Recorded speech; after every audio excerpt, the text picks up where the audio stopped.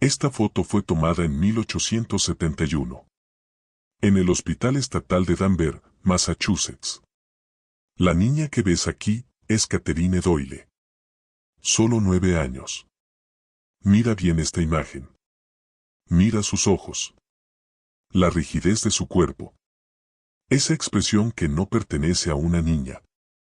Catherine Doyle rompió todo lo que los médicos victorianos sabían de la mente humana. Su caso sigue sin explicación más de 150 años después.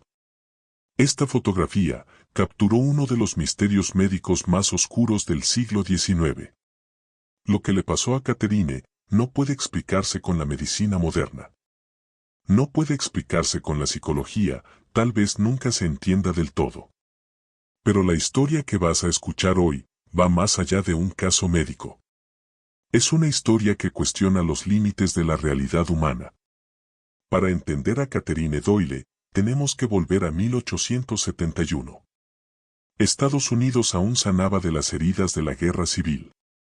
Había terminado solo 6 años antes. Boston cambiaba.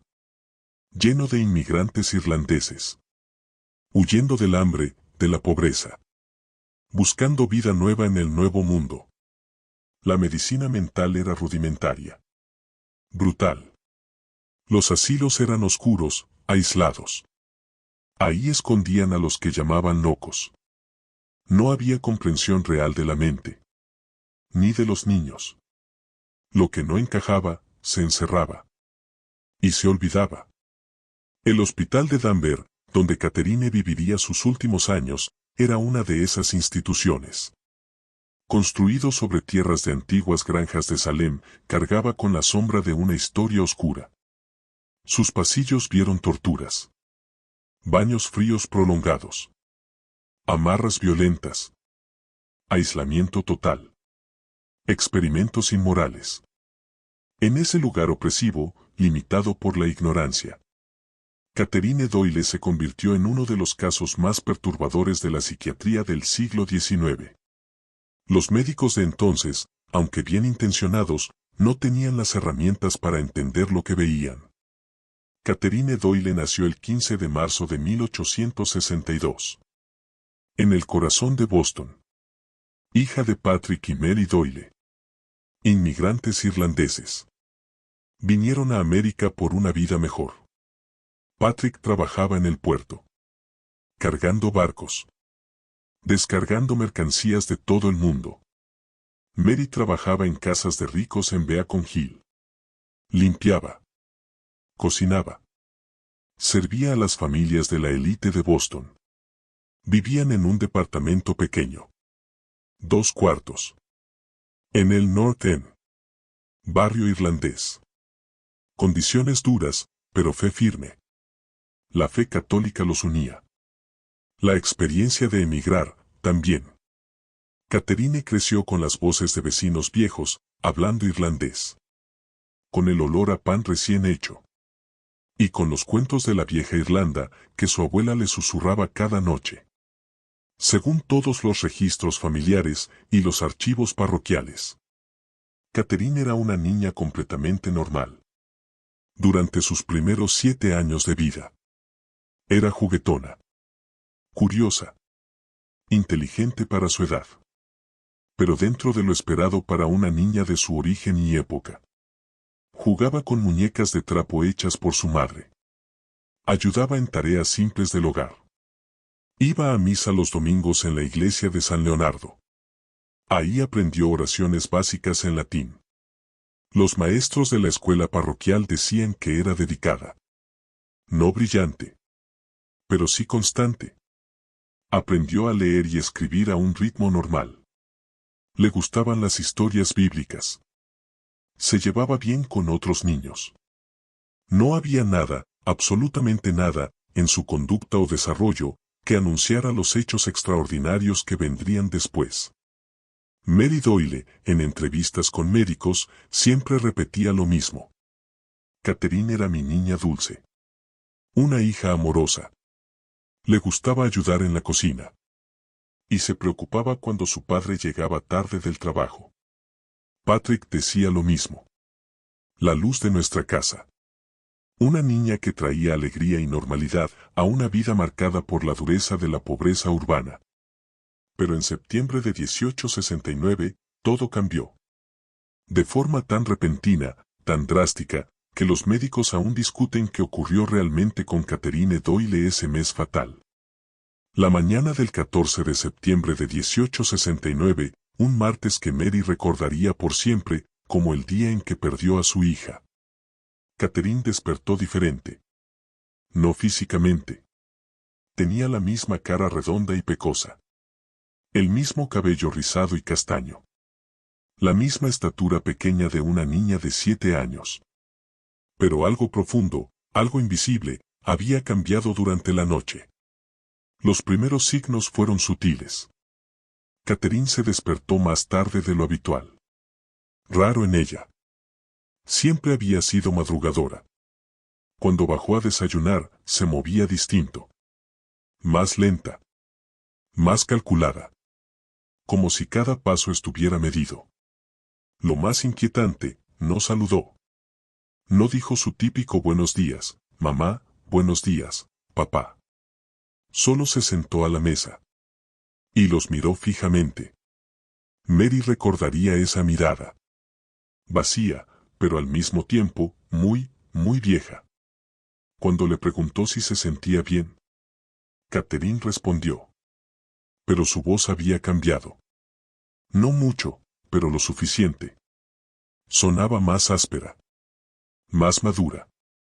Como si viniera de alguien mucho mayor. En las semanas siguientes, la transformación se volvió imposible de ignorar. Catherine empezó a mostrar conocimientos que una niña de su edad no podía tener.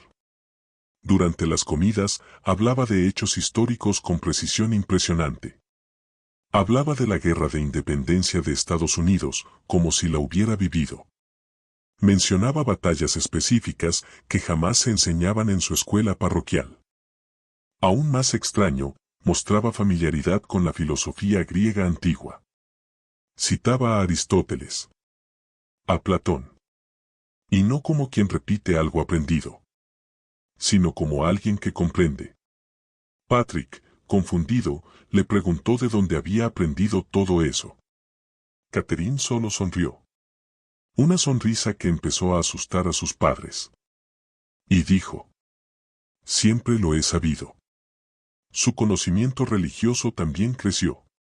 De manera inexplicable. Comenzó a recitar pasajes completos de la Biblia. En latín. No solo las oraciones simples que había aprendido en la iglesia, sino pasajes oscuros del Antiguo Testamento que incluso la mayoría de los sacerdotes necesitaban consultar en los libros. Cuando el padre O'Brien, de la iglesia de San Leonardo, probó su conocimiento, quedó impactado. Descubrió que Catherine podía hablar de teología compleja con la profundidad de un seminarista avanzado. Pero lo más inquietante era el conocimiento que Catherine mostraba sobre la gente a su alrededor. Sabía secretos íntimos de vecinos y conocidos. Información que nadie le había contado.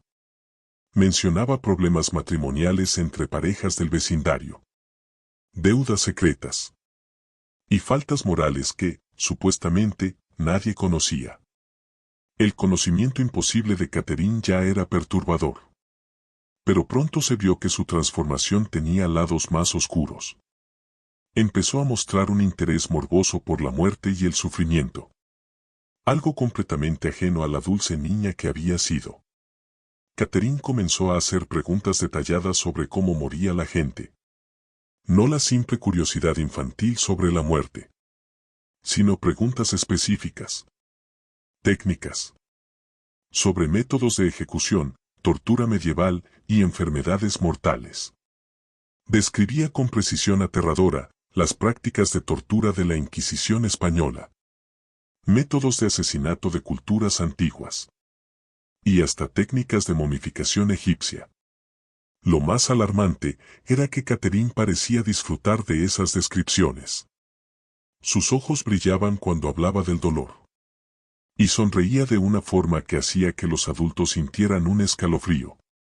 No era la sonrisa inocente de una niña. Era algo calculado. casi sádico. Catherine también desarrolló una relación inquietante con el dolor físico. Empezó a lastimarse a propósito. Se rascaba con sus uñas hasta sangrar. Se mordía los labios hasta dejarlos en carne viva. Golpeaba su cabeza contra las paredes, hasta dejar marcas. Lo más aterrador, no mostraba dolor. No lloraba. Al contrario. Parecía estar en éxtasis. Como si el dolor físico le diera un placer incomprensible. Mary Doyle trató varias veces de detenerla. Pero Catherine siempre encontraba la manera de seguir haciéndose daño. Usaba objetos inofensivos. Clavos sueltos en las paredes. Pedazos de vidrio roto. Hasta utensilios de cocina para cortarse o rascarse. Y cuando le preguntaban por qué lo hacía, solo respondía: «Porque quiero». O «Porque algo me lo pide». El comportamiento de Catherine con los animales también cambió. Antes era dulce con los gatos callejeros. Y con el perro de los vecinos. Después de la transformación, los animales empezaron a evitarla. Los perros ladraban cuando se acercaba. Los gatos huían. Hasta los pájaros evitaban volar cerca.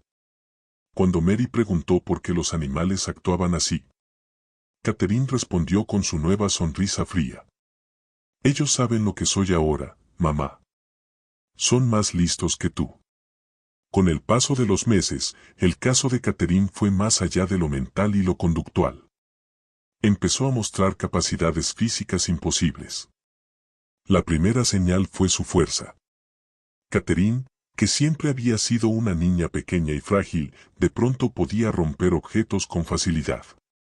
En diciembre de 1869, durante un ataque de ira, rompió una silla de roble macizo. Con sus propias manos.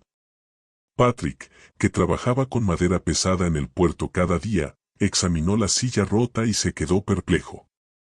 La madera se había partido de una forma que requería una fuerza considerable. Muy por encima de lo que una niña podía generar.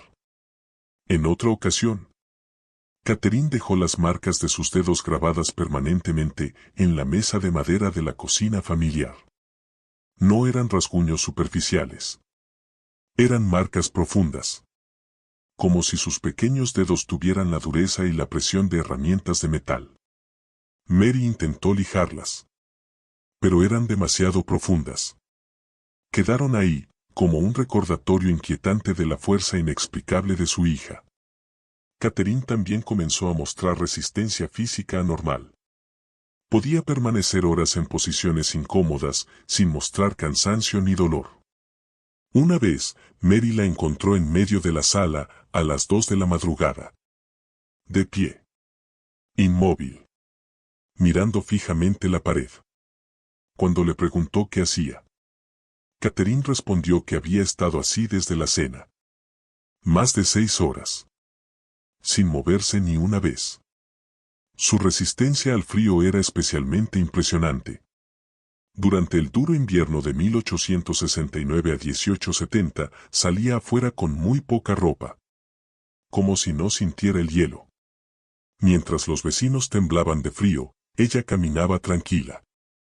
Una noche, Patrick la encontró dormida en el patio, cubierto de nieve. Solo con su camisón.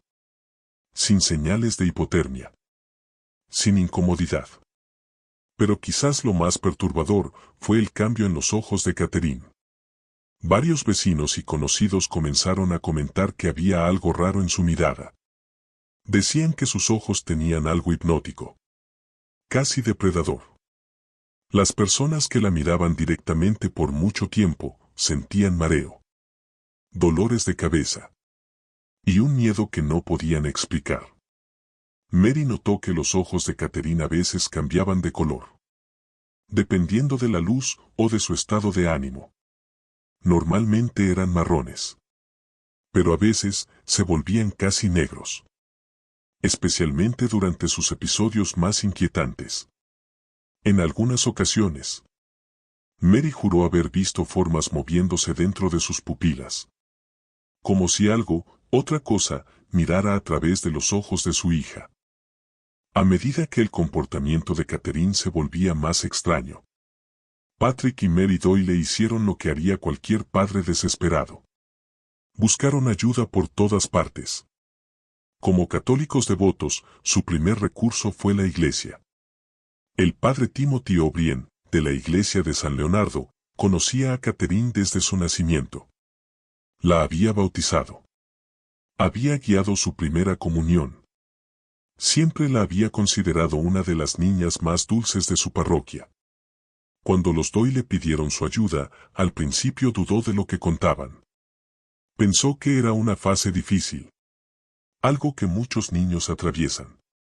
Exagerado por la imaginación de unos padres preocupados. Esa idea cambió pronto. Cuando el padre O'Brien se reunió con Catherine en persona, su perspectiva se quebró. Durante una visita pastoral a la casa de los Doyle, en enero de 1870, intentó hablar con la niña sobre temas religiosos simples. Para su sorpresa, Catherine no solo mostró un conocimiento teológico extraordinario, sino que empezó a cuestionar los fundamentos mismos de la doctrina católica. Con argumentos sofisticados que él apenas escuchaba de seminaristas avanzados. Lo más perturbador.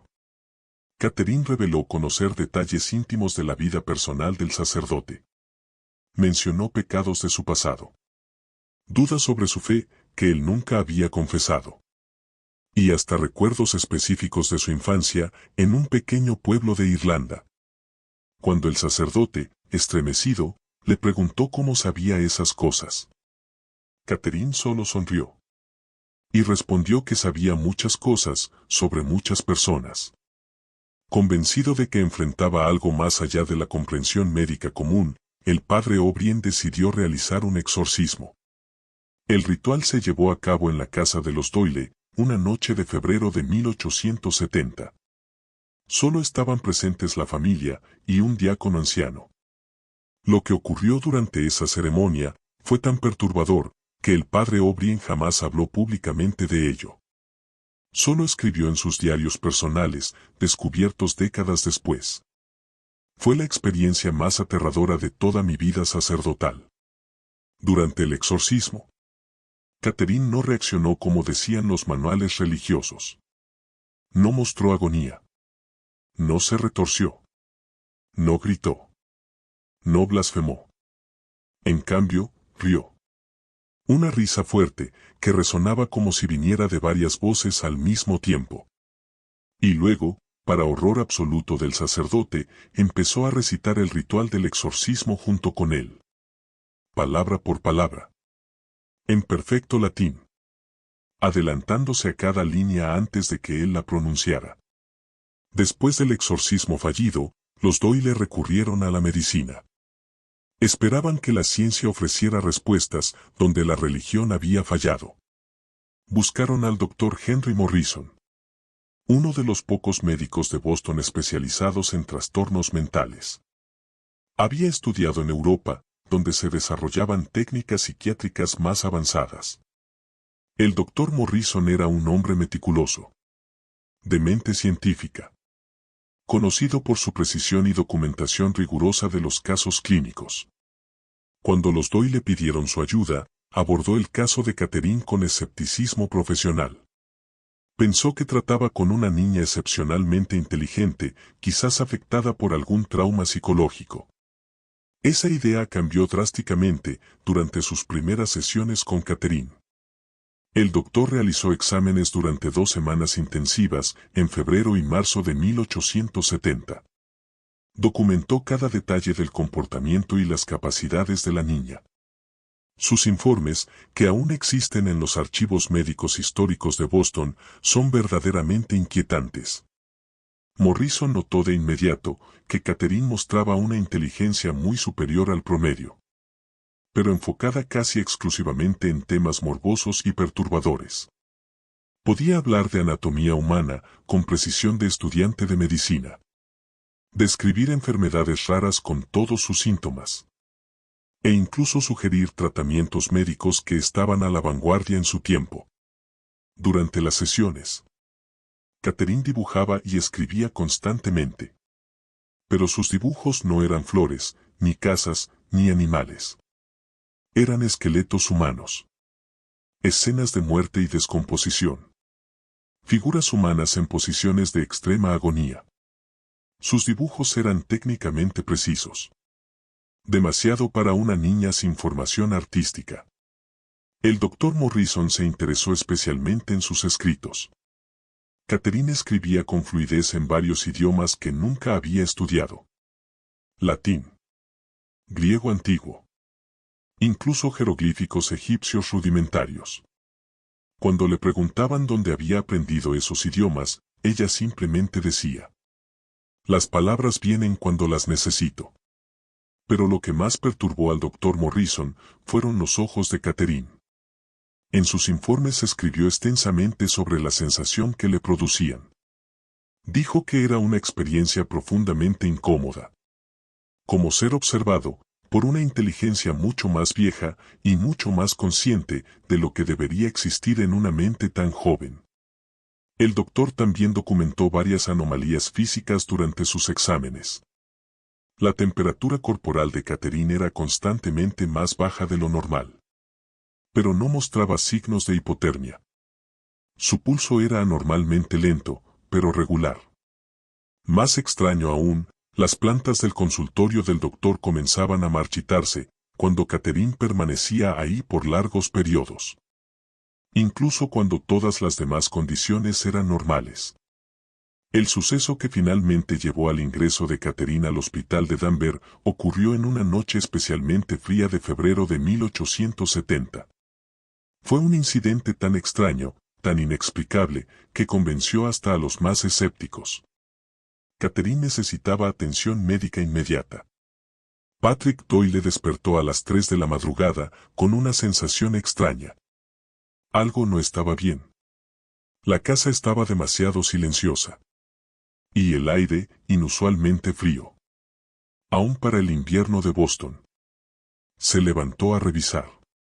Y descubrió que Catherine no estaba en su cama. Buscó por toda la casa. Nada. Hasta que miró por la ventana de la cocina, y vio una figura pequeña en el patio cubierto de nieve. Catherine estaba en el centro del patio. Inmóvil. Llevaba solo su delgado camisón blanco. La tormenta había comenzado horas antes. Su cuerpo ya estaba parcialmente cubierto de nieve. Lo que más horrorizó a Patrick fue su postura. Tenía los brazos extendidos hacia el cielo. Como si abrazara la tormenta. La cabeza inclinada hacia atrás. Mirando directamente al cielo nocturno. No se movía. Ni siquiera con el viento y la nieve golpeando su cuerpo. Patrick corrió afuera. Esperaba encontrar a su hija en estado de hipotermia, o peor.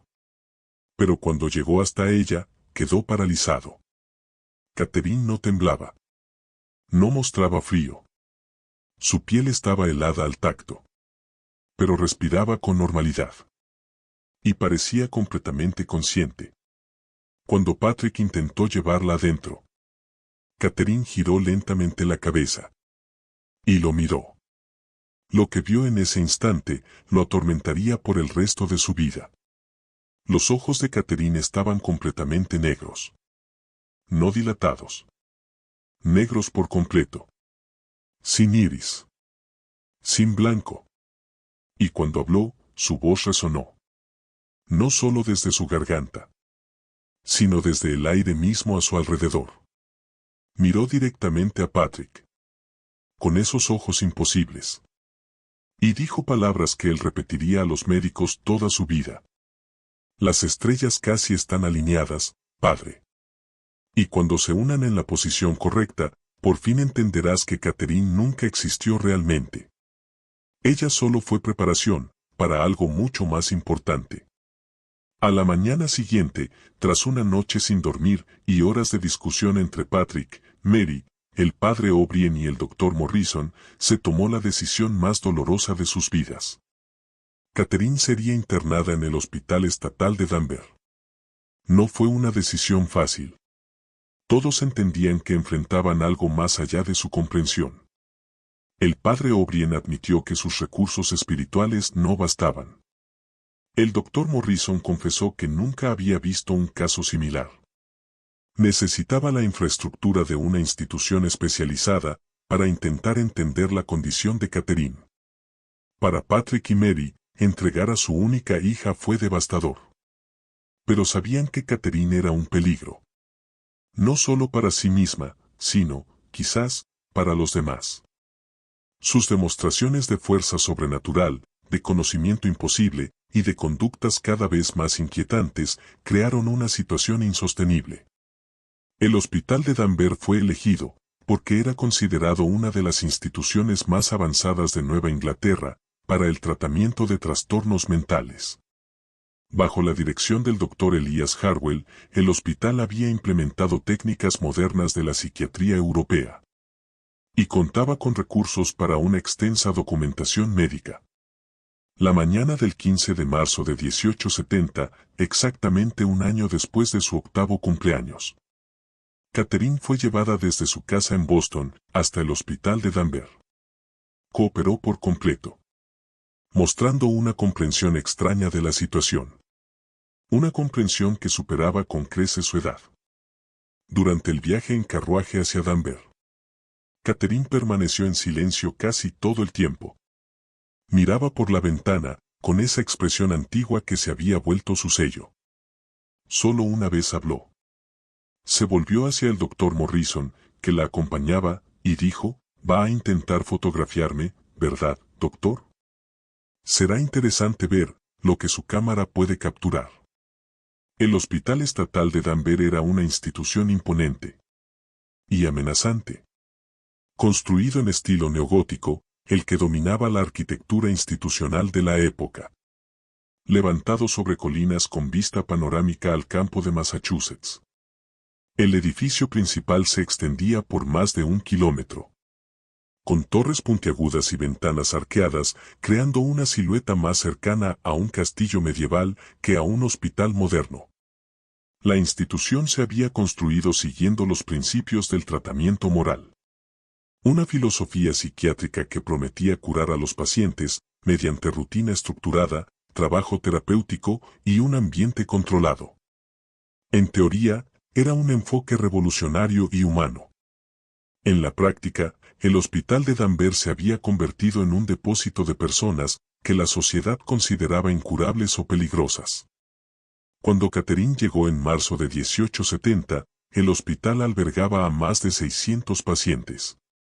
En condiciones que hoy consideraríamos deplorables. Los largos pasillos oscuros resonaban con sonidos perturbadores. Gritos de pacientes en crisis. El ruido metálico de llaves y cadenas. Y el murmullo constante de conversaciones incoherentes. El olor fuerte a desinfectante intentaba, sin éxito, ocultar el hedor de orina, sudor y desesperación humana. El médico jefe, el doctor Elias Harwell, tenía 52 años. Había dedicado su vida al estudio de los trastornos mentales. Graduado en la Universidad de Harvard y con estudios breves en París, junto a pioneros de la psiquiatría europea. Harwell se consideraba un científico progresista. Decidido a aplicar métodos rigurosos de observación y documentación para ampliar el conocimiento médico sobre la mente humana. Cuando Catherine fue llevada a su oficina para el examen inicial obligatorio, Harwell esperaba encontrar otro caso de histeria infantil. O quizá algún tipo de trastorno del desarrollo. Había leído los informes del Dr. Morrison. Pero mantenía un escepticismo profesional saludable ante los relatos más extraordinarios. Esa perspectiva cambió drásticamente en los primeros minutos de su interacción con Catherine. Cuando entró en su oficina, acompañada de una enfermera, y aún con el sencillo vestido del viaje desde Boston, no mostró ansiedad. Ni confusión.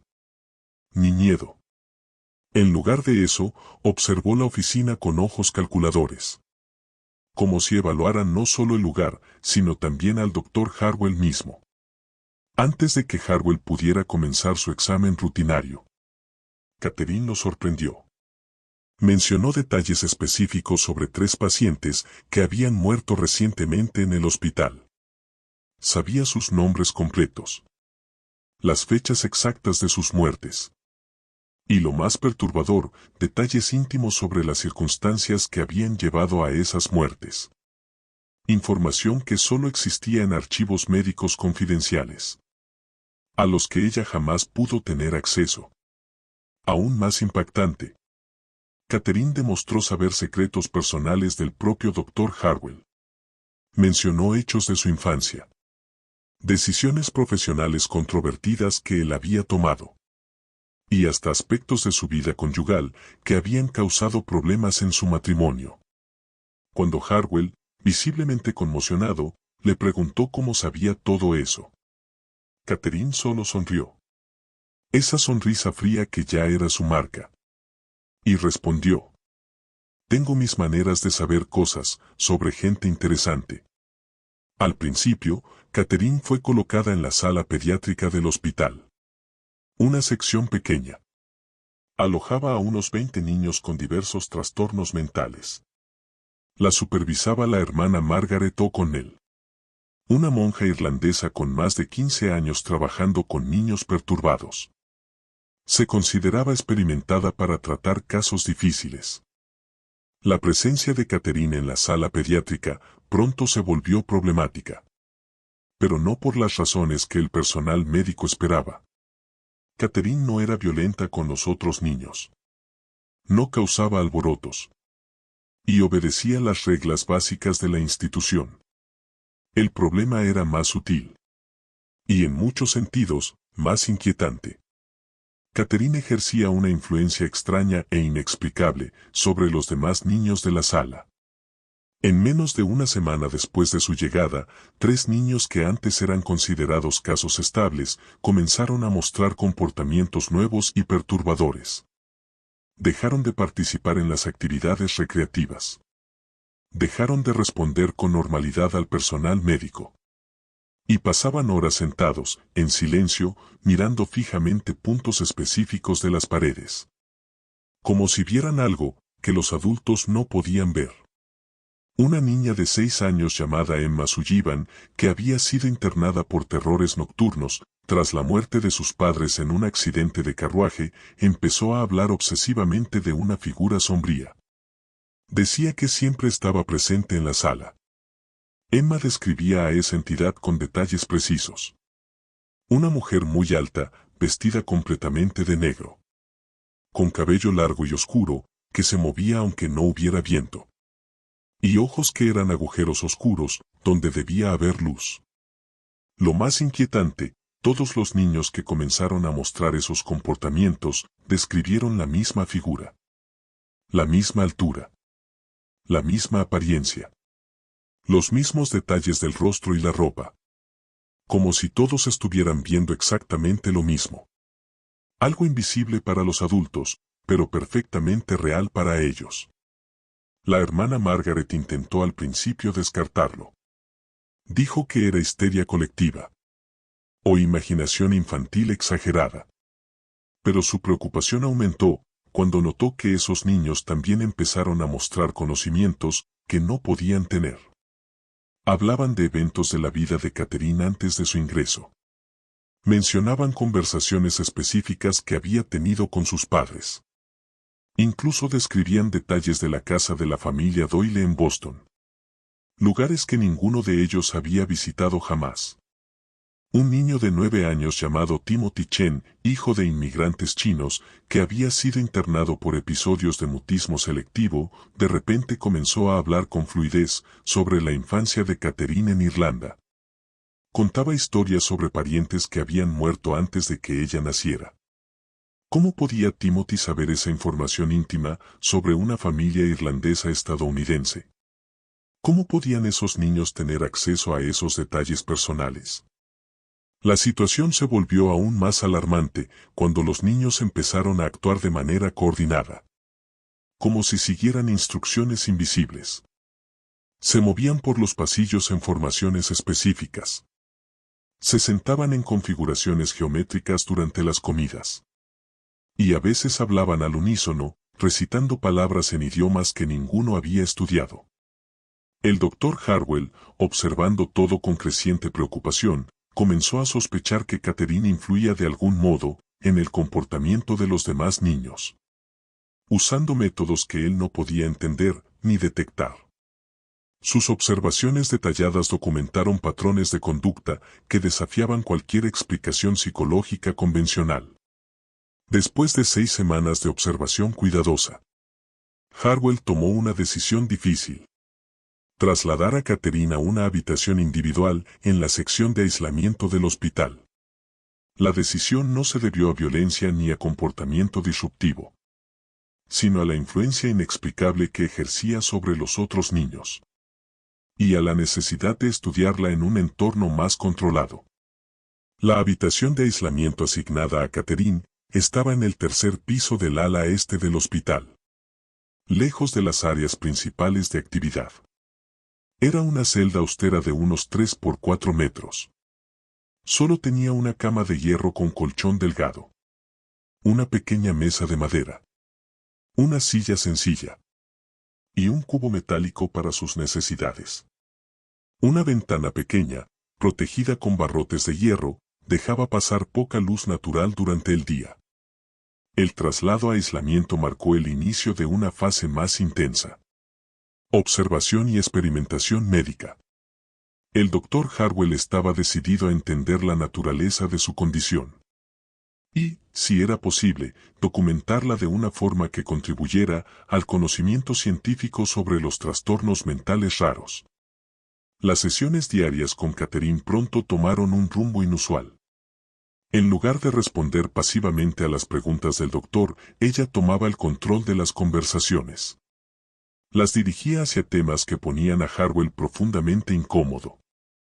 Hacía preguntas penetrantes sobre su vida personal, sus motivaciones profesionales, sus miedos más íntimos y sus inseguridades más profundas. Catherine mostraba una habilidad inquietante. Sabía identificar las vulnerabilidades psicológicas de las personas y las explotaba con precisión quirúrgica. Durante una sesión particularmente memorable, en mayo de 1870, confrontó al Dr. Harwell sobre un evento traumático de su infancia: el ahogamiento accidental de una niña llamada Sarah Michei, cuando ambos tenían 12 años. Catherine describió el incidente con detalle exacto. El clima de ese día, las palabras que se dijeron, y los sentimientos de culpa y cobardía que habían perseguido a Harwell desde entonces. Más inquietante que el conocimiento imposible de Catherine era la forma en que usaba esa información. No se limitaba a revelar secretos. Los empleaba como armas psicológicas precisas, explorando y manipulando las emociones de quienes la rodeaban. Durante sus sesiones con Harwell, ella logró hacerlo dudar de su trabajo, de su mente. El doctor comenzó a documentar todo. Cada fenómeno extraño. Cada cambio inexplicable. La temperatura de su habitación era más baja. 4 a 6 grados menos que el resto del hospital. El sistema de calefacción funcionaba bien. Todo lo demás estaba normal. Solo su habitación, no. Las plantas junto a su ventana morían. En pocos días.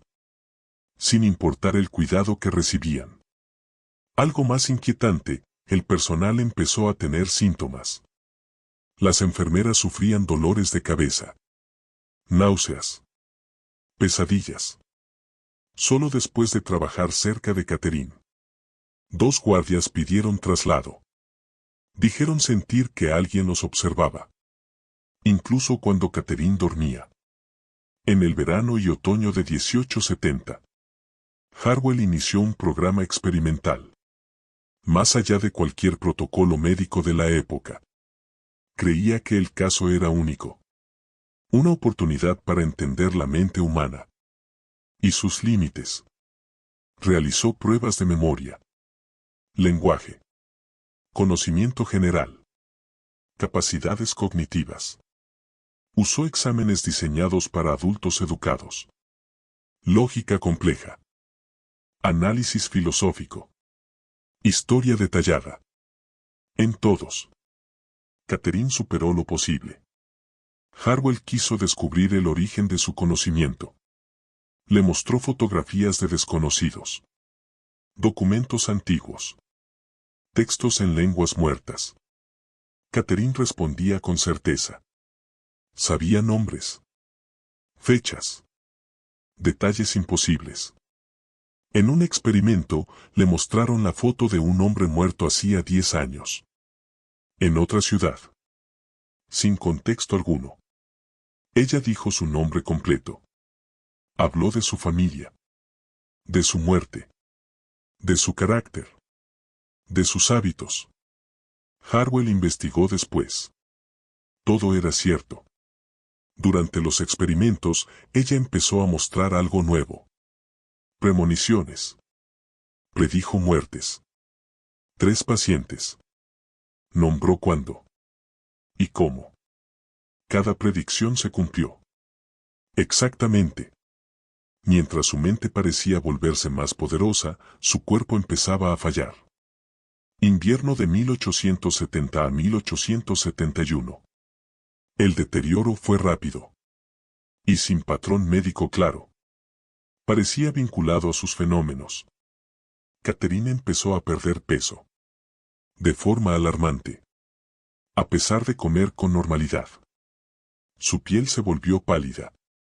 Casi transparente. Las venas azuladas se marcaban bajo la piel. Su cabello empezó a oscurecerse. A volverse más grueso. Casi anormal. Parecía pelo de animal, no humano. Más inquietante aún. Catherine comenzó a tener episodios de rigidez total. Horas enteras. Quedaba inmóvil. Como una estatua. Sin responder a nada. Respiraba. El corazón latía. Pero no parpadeaba. No se movía. No respondía. Harwell descubrió un patrón. Cada episodio coincidía con los fenómenos más intensos. La temperatura bajaba bruscamente. Los objetos se movían. Con más fuerza. Más frecuencia. El personal sentía cosas extrañas. Mareos. Náuseas. Presencias invisibles. Algo, dentro del cuarto. Durante esos episodios. Catherine hablaba. Pero su voz cambiaba. A veces eran muchas voces a la vez. Un eco imposible. Armonías que mareaban a quien escuchaba. Otras veces, su voz sonaba adulta. Como si alguien más hablara a través de ella. En esos momentos, revelaba información aún más imposible. Contaba eventos históricos. Siglos antes de su nacimiento. Describía personas muertas décadas atrás. Como si las conociera. También predecía. Y cada predicción se cumplía. Mencionaba muertes de políticos. Desastres naturales. Fechas exactas. Lugares precisos. Hasta sucesos personales del personal médico. Todo ocurría, tal como lo decía. Mayo de 1871. Más de un año de estudio. Harwell tomó una decisión. Fotografiarla. Como parte del registro médico. No fue una decisión ligera. Harwell había notado algo extraño. Catherine no se veía igual para todos. Algunos la veían normal. Solo una niña pálida. Delgada. Inofensiva. Otros veían algo distinto. Algo que perturbaba. Algo que los hacía sentir mal. Harwell también lo había sentido. A veces era solo una niña. 9 años. Demasiado inteligente. Demasiado tranquila. Pero otras veces, cuando entraba en rigidez, cuando mostraba su poder, su aspecto cambiaba. Parecía otra cosa. Algo viejo.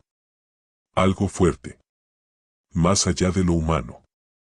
Harwell quería pruebas. Una fotografía objetiva. Evidencia visual constante. Algo que pudiera estudiar. Comparar con el tiempo. Esperaba que la cámara mostrara lo oculto. que revelara lo que el ojo no podía ver.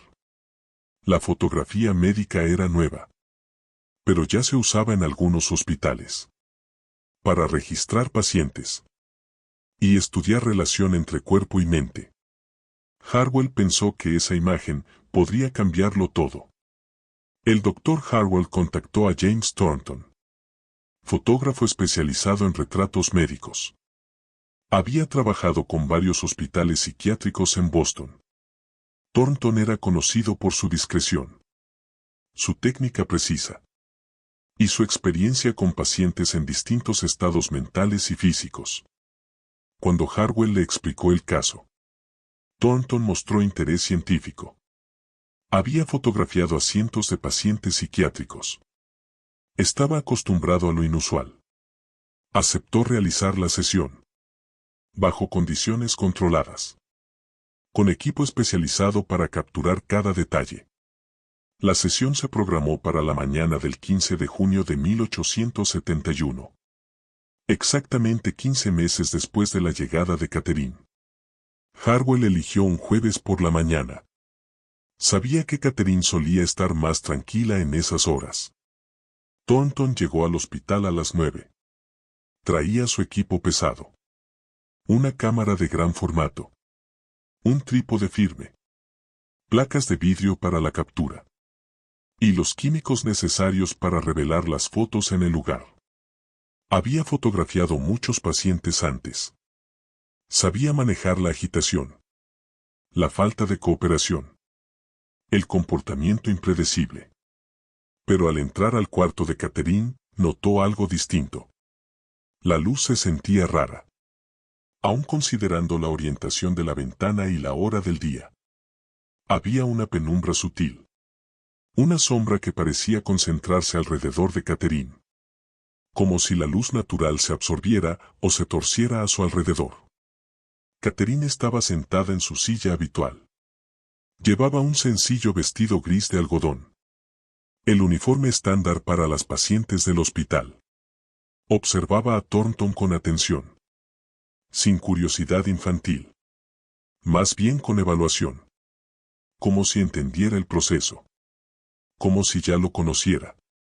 Durante los 30 minutos de preparación, no se movió. No habló. Ni una vez. Thornton notó algo más. Ella sabía exactamente dónde mirar. Y cómo colocarse. Antes de que él diera las instrucciones. Como si comprendiera, instintivamente, las exigencias técnicas de la fotografía. Cuando todo estuvo listo, Thornton ajustó la cámara. Y le indicó que mirara directamente al lente. En ese instante, ocurrió algo extraordinario. Algo que Thornton describiría después como la experiencia más perturbadora de toda mi carrera. En el momento exacto en que Catherine miró a la cámara, él sintió algo físico. Una fuerza invisible, pasando a través de su cuerpo. La temperatura del cuarto cayó al instante. Sintió un escalofrío involuntario. Y lo más extraño, tuvo la certeza de que no estaba fotografiando solo a Catherine, sino algo más grande. Más complejo. Algo que estaba conectado con ella. O actuaba a través de ella. Thornton presionó el obturador. La placa de vidrio quedó expuesta. 15 segundos. El tiempo exacto para capturar una imagen clara, con la tecnología de aquella época. Durante esos 15 segundos, Thornton mantuvo la mirada fija en Catherine. Sintió algo extraño. Como si ella también lo estuviera fotografiando a él. Al terminar la exposición, procesó la placa de vidrio en el pequeño laboratorio contiguo. Usó los químicos con precisión. Era un experto. Confiaba en su técnica. Pero enseguida notó algo anormal. Los químicos reaccionaron de forma extraña. Formaban patrones y texturas desconocidas. Nunca había visto nada igual. La imagen apareció de manera irregular. Algunas zonas se revelaban rápido. Otras quedaban oscuras. Resistentes. Cuando la fotografía estuvo lista, Thornton y Harwell guardaron silencio. Largo. No podían creer lo que veían. La imagen era lo que esperaban, y al mismo tiempo, algo completamente distinto. Caterina aparecía en su silla. Con el mismo vestido. En el mismo lugar. Todo correcto. Pero había algo más. Algo que no tenía explicación racional. Sus ojos. Parecían mirar directamente al observador. Desde cualquier ángulo. Tenían profundidad imposible. Como si no fueran solo superficie, sino capas infinitas detrás de ellos. Quienes la miraban mucho tiempo, decían sentir que podían caer dentro. Su expresión también era perturbadora. No era igual a la que tuvo en la sesión. Pero tampoco diferente. Era como si la cámara hubiera captado algo fuera de fase. Algo real, pero invisible a simple vista. Al observarla más de cerca, Thornton y Harwell vieron más. Sombras que no correspondían a la luz del cuarto. Figuras vagas. Moviéndose en los bordes de la imagen. Como si otras presencias hubieran sido capturadas junto a Catherine. La fotografía se volvió objeto de fascinación. Y de miedo. Harwell reunió a los médicos principales del hospital. Para examinarla. Y discutir lo que significaba. El doctor William Foster habló primero. Dijo que eran fallos técnicos. Defectos del equipo o del revelado. Tal vez la luz extraña del cuarto. O los químicos alterados. Eso explicaría las distorsiones. Pero la teoría cayó rápido. Thornton volvió al hospital. Usó el mismo equipo. Los mismos químicos. La misma habitación. Las nuevas fotos salieron normales. Perfectas. Sin anomalías. Entonces habló la doctora Margaret Sinclair. Una de las pocas mujeres en psiquiatría. Y propuso algo distinto. Algo mucho más radical. Ella sugirió que Catherine podía sufrir una condición neurológica rara. Algo que afectaba no solo su mente, sino también su entorno físico. Sinclair había leído casos europeos. Pacientes con supuestas capacidades telequinéticas. Durante episodios psicóticos severos. La teoría ganó fuerza. El personal revisó todos los fenómenos documentados. Objetos moviéndose sin contacto. Cambios de temperatura. Efectos sobre plantas y personas. Sinclair dijo que una condición neurológica desconocida podría generar campos bioeléctricos anómalos. Y causar esos efectos. Harwell escuchó. Intrigado, pero escéptico. Propuso experimentos controlados. Medir temperatura. Campos magnéticos. Intentar fotografiar la energía. Buscar evidencia física. El debate creció. Copias de la foto fueron enviadas a otros médicos. Boston. Nueva York. Y Europa. Las respuestas fueron inquietantes. Todos coincidían. Nunca habían visto algo igual. El doctor Heinrich Zimmermann, psiquiatra alemán, escribió una carta. Famoso por sus estudios sobre histeria y disociación. Dijo que Catherine podría tener una forma extrema de personalidad múltiple. Donde las distintas personalidades no solo coexistían en su mente, sino que alteraban su aspecto físico. De maneras que la cámara podía captar. Pero el ojo humano no. Después de la sesión fotográfica de junio de 1871, su condición empeoró. Rápido. Más de lo que Harwell esperaba. Era como si la fotografía hubiera acelerado el proceso. Como un catalizador. Los episodios de rigidez aumentaron. Duraban días. No horas. Catherine quedaba inmóvil. Pero consciente. Los ojos abiertos. Siguiendo el movimiento. Mirando a personas específicas. Sin hablar. Sin moverse. Durante esos estados, los fenómenos sobrenaturales se intensificaron. La temperatura bajaba tanto, que se formaba hielo en las ventanas. En pleno verano. Los objetos se movían con violencia. Golpeaban las paredes. Rompían muebles. El personal médico empezó a sentir miedo. Escuchaban voces. En lenguas desconocidas. Veían sombras pasar por el rabillo del ojo.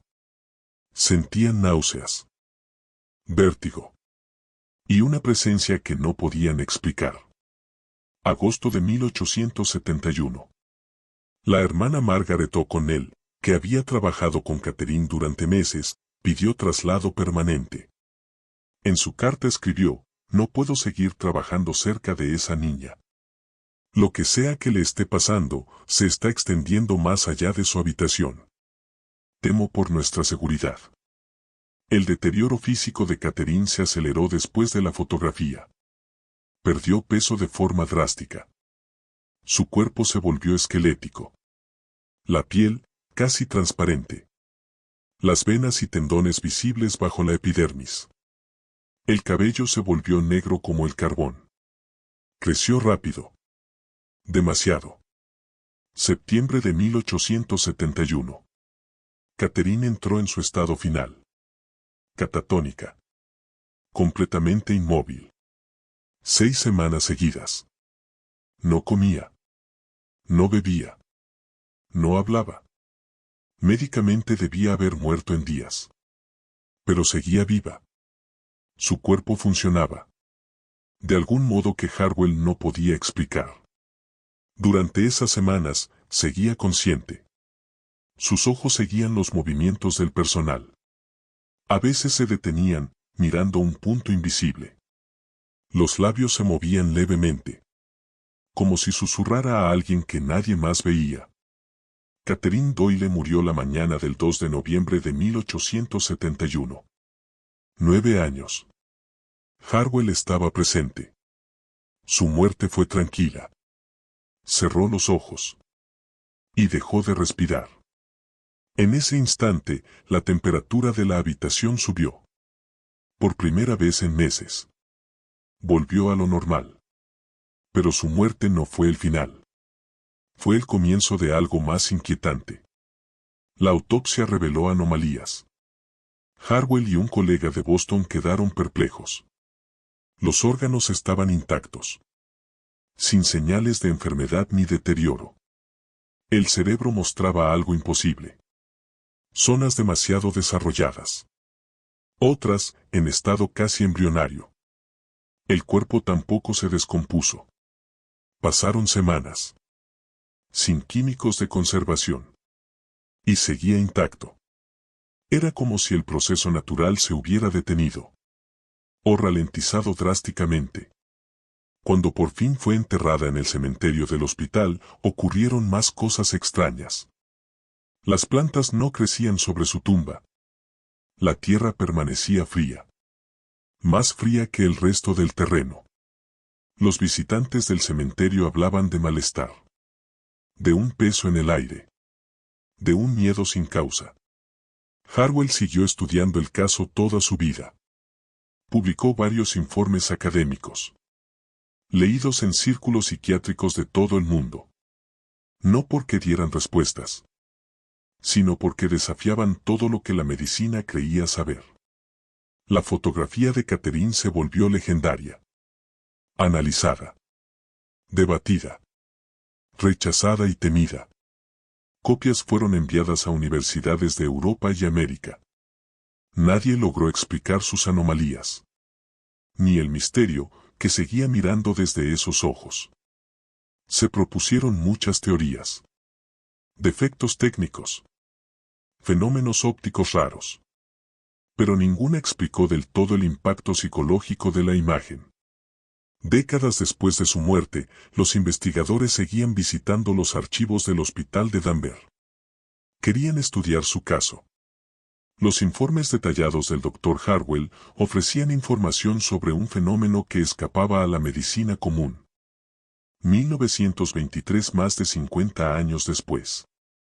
El psicólogo Carl Jung examinó su fotografía y los registros médicos. Jung dijo que Catherine podía ser un caso extremo de sincronicidad.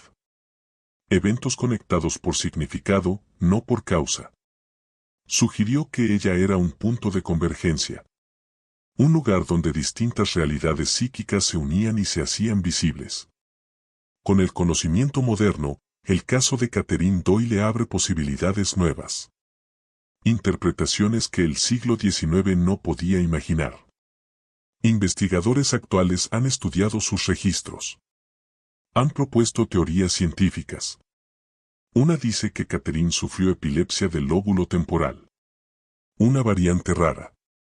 Afectando memoria, lenguaje y percepción del tiempo. Esto podría explicar su conocimiento imposible. A través de criptonesia. Memorias reales, no conscientes. La doctora Sarah Chen, neurobióloga de Harvard, propuso otra idea. Creía que Catherine tenía una condición neurológica única. Una que le permitía acceder a información del entorno de manera anómala. Chen dijo que algunas personas procesan señales sutiles sin saberlo. Microexpresiones. Olores. Cambios ambientales. Y los interpretan con precisión extraordinaria. Otra teoría moderna se centra en el síndrome del sabio extremo. Combinado con disociación severa. Catherine pudo haber desarrollado personalidades múltiples. Cada una con habilidades distintas. Y acceso a conocimientos diferentes.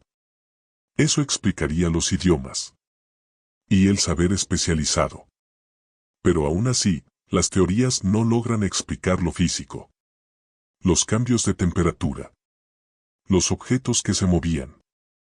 Las fallas del equipo fotográfico. Todo sigue sin explicación.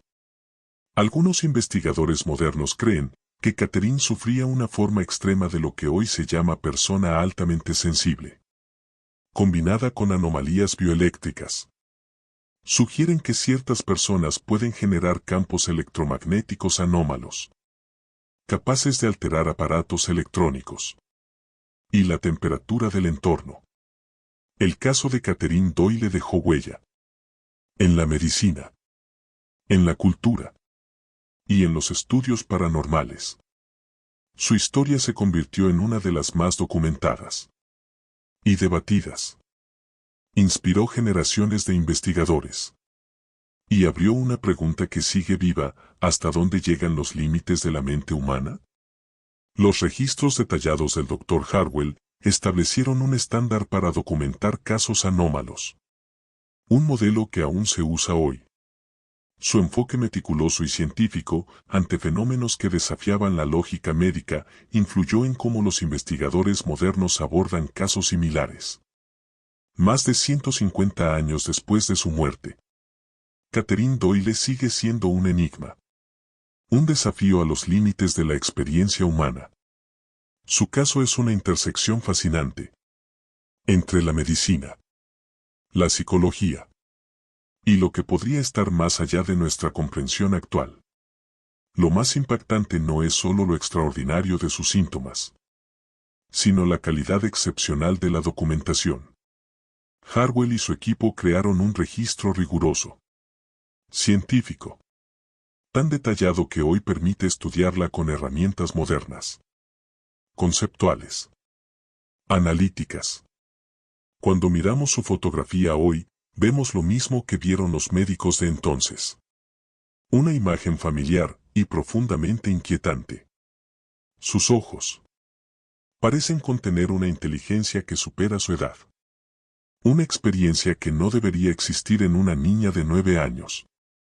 Su expresión sugiere conocimiento. Uno que no debería poseer. Las teorías modernas explican partes del caso. Pero ninguna explica todo. Eso no significa que debamos recurrir a lo sobrenatural. Solo sugiere que nuestra comprensión de la mente y de la realidad sigue siendo limitada. El caso de Catherine nos recuerda algo. La experiencia humana puede ser más compleja de lo que creemos. Más misteriosa. Más profunda. Desafía nuestra necesidad de clasificarlo todo. De explicarlo todo. Y nos invita a mantener la mente abierta. Quizás lo más importante de su caso Es lo que enseña sobre la observación rigurosa. Sobre documentar sin prejuzgar. Harwell no intentó explicar antes de tiempo. Solo registró. Cada detalle. Cada cambio. Cada fenómeno. Gracias a eso, dejó un testimonio invaluable. Un archivo que aún inspira investigación. La fotografía de Catherine sigue siendo prueba visual. Uno de los casos médicos más extraordinarios jamás documentados. Cada vez que miramos esa imagen, surgen las mismas preguntas. ¿Qué es la realidad? ¿Cuáles son los límites de la mente humana? ¿Qué misterios siguen ocultos dentro de nosotros? Catherine Doyle vivió solo 9 años. Pero su legado sigue vivo. Desafiando. Inspirando. Su historia nos recuerda algo esencial. El mundo aún guarda misterios profundos. Y algunas preguntas son más importantes que las respuestas. Si esta historia te fascinó, y quieres conocer más casos como este, misterios médicos del pasado, fotografías antiguas con secretos inquietantes, suscríbete al canal. Tenemos docenas de casos esperando. Pacientes del siglo XIX con habilidades imposibles. Fotografías que capturaron más de lo que debían. Misterios históricos que aún siguen sin respuesta. Activa las notificaciones. Y acompáñanos en la próxima historia macabra.